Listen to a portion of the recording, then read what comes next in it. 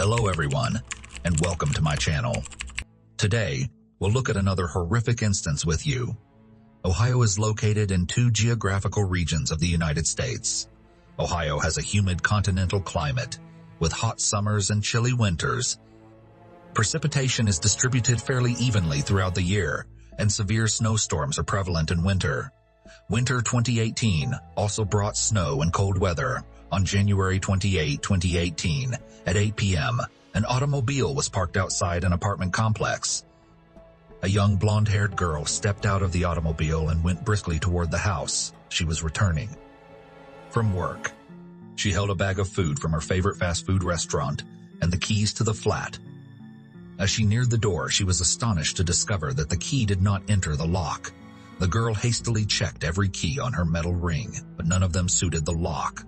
She realized she had given her key to her brother and reopened her purse in quest of a spare key. When the key was discovered and the lock was eventually opened, an unexpected voice yelled her name, and she turned around. A massive muscular figure seized her and brought her into the apartment with a casual aggression. The door banged closed. On January 29, 2018, the Shaw Davis funeral home crew was disturbed by the absence of everyone's favorite helper, Rachel, from work. She did not answer the phone, which concerned them because the girl was responsible and took her job seriously. The office manager requested that a colleague who was working in deliveries come to Rachel's flat to check on her and determine the reason for her silent disappearance. He went to the girl's apartment, but no one opened the door or called. He attempted to contact the apartment complex's manager, but was unsuccessful because entry into the apartment required the tenant's consent. Her colleague alerted the police to the missing girl's apartment. When they got inside, they discovered nothing terrifying. The place appeared entirely normal, with the exception of the leftover food on the table. Rachel, who loved order, couldn't leave food without placing it in the refrigerator. Her co-worker noticed this. He insisted on a more comprehensive investigation of the apartment in front of police officers. During his inspection of the bedroom, he attempted to peek in the closet, but when he went to open the door, he suspected something was wrong. He yanked the closet door open and yelled. Rachel's bloody body was hidden within. Officer Frank Sclafani alerted forensics, and the apartment complex was blocked off. Rachel Anderson's tied body was discovered in a bedroom closet within her own apartment. She was stripped to the waist and partially wrapped in a blanket. Her head was wrapped with a shirt, and a black piece of clothing was knotted around her neck, with a portion of the fabric pushed into her mouth for a gag. The victim was Rachel Anderson, a 24-year-old female. Rachel Nicoletta Anderson was born to William Bill Anderson and Patricia Trish Anderson on January 28, 1994, in Warren, Ohio. Rachel had a younger brother named John, who was a family favorite. She graduated from Warren Harding High School in 2012, where she participated in soccer and volleyball, as well as the National Honor Society. Rachel has chosen a completely unconventional profession since infancy. She hoped to become a funeral director. The girl attended Youngstown State University and specialized in the study of dead bodies. She prioritized her vocation, and as a result, she was named one of the top students and awarded a scholarship.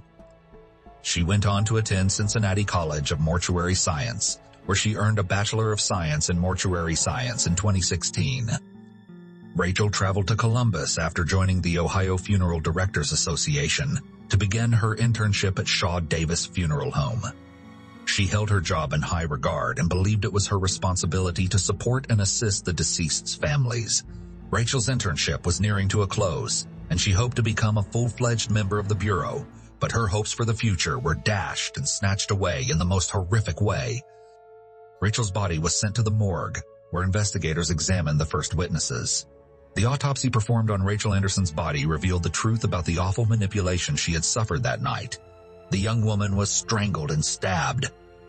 She sustained a laceration to her scalp and fractures to the base of her skull. The stab wound went through the back of her neck and into the left hemisphere of her brain. Rachel was stabbed with such power that a piece of her skull snapped off. The autopsy also found that she had been strangled with an electric blanket cable, which caused bleeding in her sternoclavicular muscles and eyelids, as well as blood vessels filling her eyes. Furthermore, forensic evidence revealed bruises and red markings on her ankles and wrists, indicating that she was alive when the culprit tied her up. A DNA sample was detected on both the rope and Rachel's body. The coroner who performed an autopsy on Rachel Anderson determined that her death was caused by a stab wound to the head and neck, despite the initial notion of strangulation. After interviewing multiple employees at Rachel's workplace, as well as her ex-boyfriend, who had an alibi, authorities investigated various versions of the incident. Detectives returned to the victim's apartment to perform searches in the hopes of discovering evidence or traces of the culprit that could help solve the case. They located Rachel's pocketbook on the living room floor, but it was missing her wallet. Anderson's mother discovered the 9-inch steak knife used to stab her 2 weeks later in a box in her apartment. So, detectives had their first theory: robbery. However, the girl's terrible torture indicated that the culprit was more than just a robber, but a competent madman who took joy in displaying his dominance over the victim. Investigators considered several motives and had no suspects for a while, and the manner of the girl's death was not revealed in order to keep the inquiry confidential. After some time, the inquiry collected DNA samples from various sections of Rachel's corpse and the crime scene, but the samples were not recognized by the Special Services database. The video gathered from street surveillance cameras shows 2 persons driving Rachel's automobile throughout the city after she died. At the time, cash was removed from the deceased girl's debit and credit cards. The location services data identified a phone number that was in Rachel Anderson's residence at 7:59 p.m. to 9:25 p.m., dated January 28, 2018. Examining the evidence revealed the caller's location at various times. Investigators were able to identify the offender after identifying the account using the phone number they found. He turned out to be 54-year-old Anthony Pardon, a recidivist, violent criminal, and rapist with a criminal record that included many rapes, robbery, kidnapping, and attempted murder prior to Rachel Anderson's murder. He served 33 years in prison for his crimes. The maniac suffered a harsh fate. Prior to moving in with his mother, he was reared by his grandparents. Because of his social issues as a child, the boy was diagnosed with conduct disorder and antisocial personality disorder.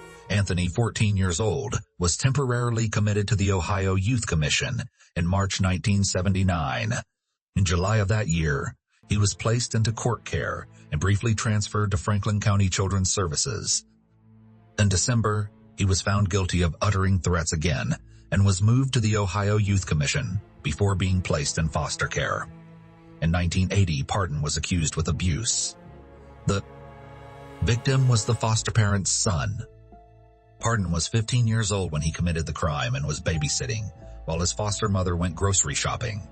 He informed Columbus police that he committed the act because he was enraged over a disagreement with his girlfriend. Anthony was found guilty of the offense as a juvenile. On November 13, 1981, Pardon, then 16, was allowed to visit the home of his girlfriend's 39-year-old mother to use the phone. He used a butcher knife on her, taking advantage of her and stealing $100 from her purse. He then chained her hands and feet, gagged her, and placed her in the trunk of his car.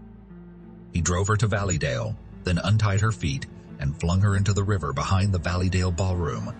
When the offender noticed that the victim, who was partially clothed, could keep afloat, he waded into the creek and dunked her head.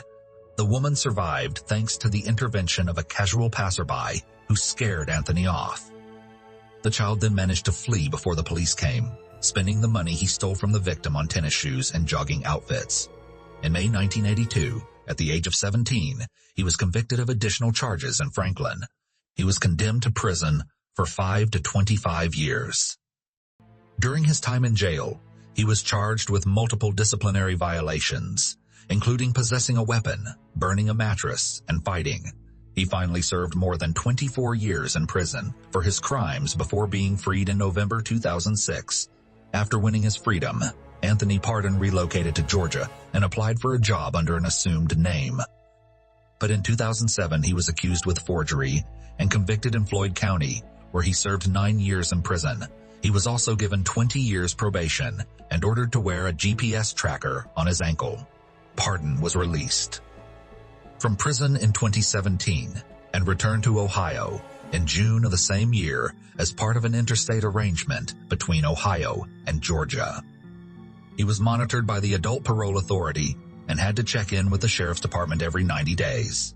The Ohio Adult Parole Authority did not provide him with a monitor, as asked by the judge, due to the period of monitoring and expense considerations. A former madman and criminal was released from prison due to budget cuts and state officials' irresponsible incompetence. So on August 21, 2017, Pardon was discovered with a female of easy virtue in his car, and 6 days later, he was caught driving without a license. During that stop, he was found with a kitchen knife and a firearm. However, he was not detained, either due to a bizarre coincidence or police carelessness. The perpetrator's exploits continued. One of the CCTV videos shows Rachel's automobile parked outside a store. A man exited the automobile from the passenger side and entered the business. The driver was not visible in the footage, which complicates matters. But after visiting the store and interviewing the staff, the police were able to determine the man's identity. He turned out to be Anthony Slits, a local vagabond. A few days later, he was questioned at the police. He claimed that he was approached by a passing mature man and asked to cash in his ex-girlfriend's cards. He accepted, so becoming a co-conspirator in the Rachel Anderson case.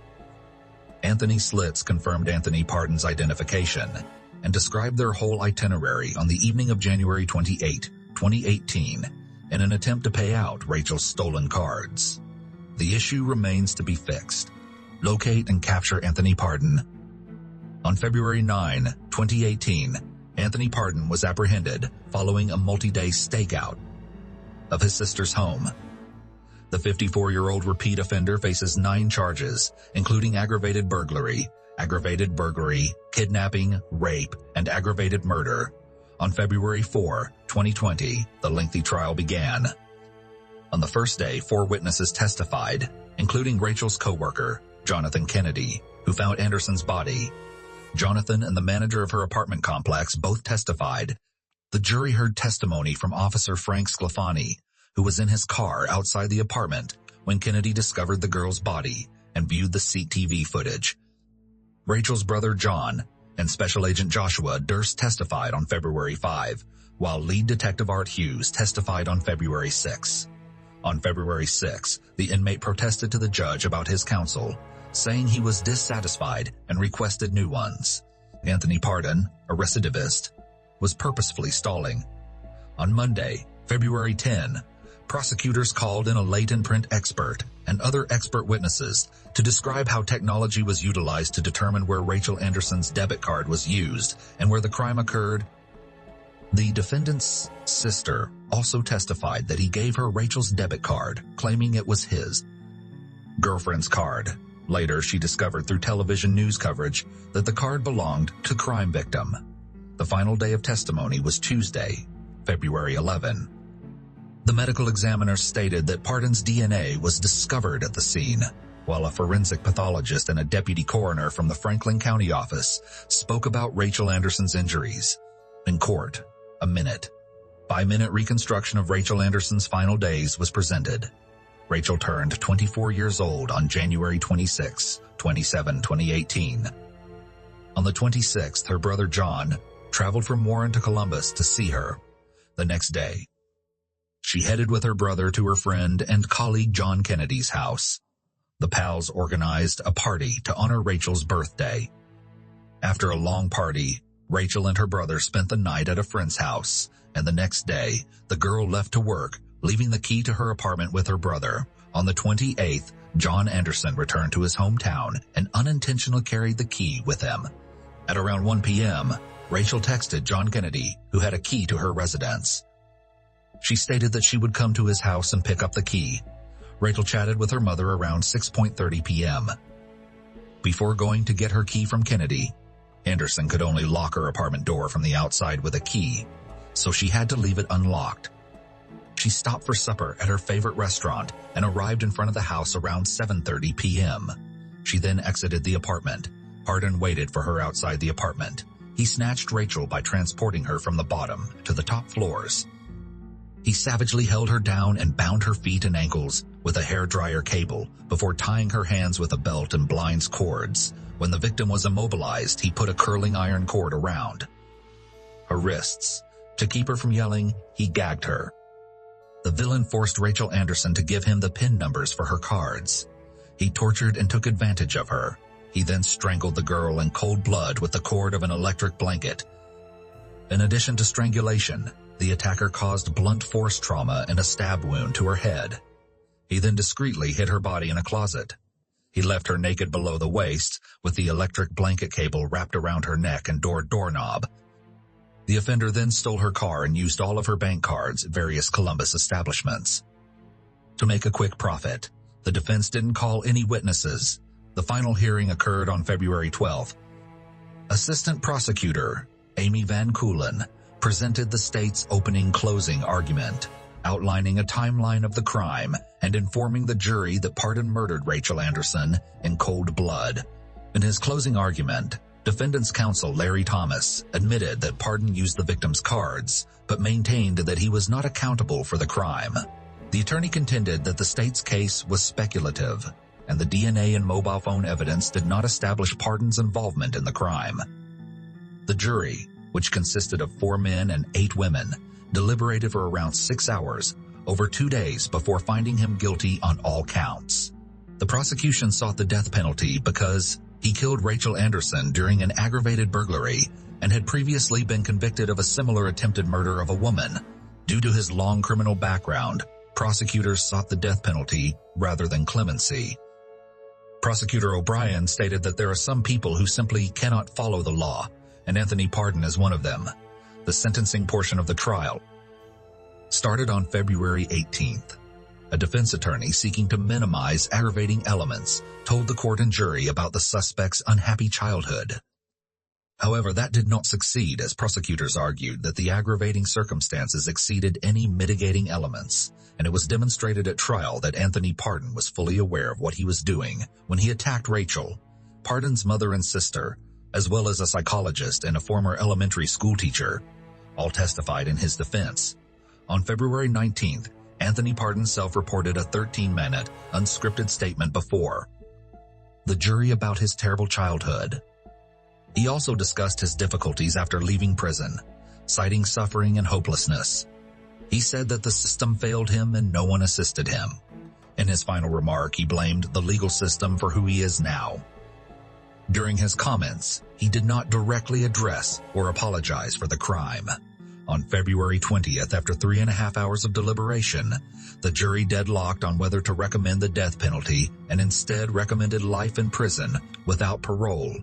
Sentencing occurred on March 16, 2020. Rachel Anderson's mother, Rachel Anderson, sobbed in court as the decision was read. The father released a statement detailing his observations on the probe over the last few years. He was astounded by how a violent criminal and serial offender made demands and got agitated as if he was due money. The man was taken aback as he saw an adult moaning about how the system had failed him, attempting to absolve himself of even the smallest amount of culpability. In his final comment, the deceased's father stated that while the system is clearly to fault in this case, it only failed Rachel Anderson. Anthony Pardon was sentenced to life in prison without the possibility of release for both aggravated murder and violence. Anthony Pardon was also sentenced to an extra 63 years in jail for aggravated burglary, kidnapping, robbery, and other serious crimes. The sentences must be served consecutively. Rachel Anderson's 24th birthday was met with a terrible fate. A young woman's life was cut short, despite having everything ahead of her. Her internship was coming to a conclusion, and she was going to be offered a promising position. Rachel was buried in Pine View Memorial Park. Her family and friends are struggling to cope with her. Her abrupt death. Every year on January 28th, her loved ones light candles in their homes to remember the blonde-haired, smiling Rachel. After all, knowing Rachel meant loving Rachel. After all, knowing Rachel. She was a beautiful spirit who would go to any length to help her friends. Rachel had numerous hobbies during her life. Her primary focus was on her career. She possessed the gift of compassion. She enjoyed dancing and mingling with her family and friends. She adored children. She cherished her life, which had been robbed from her.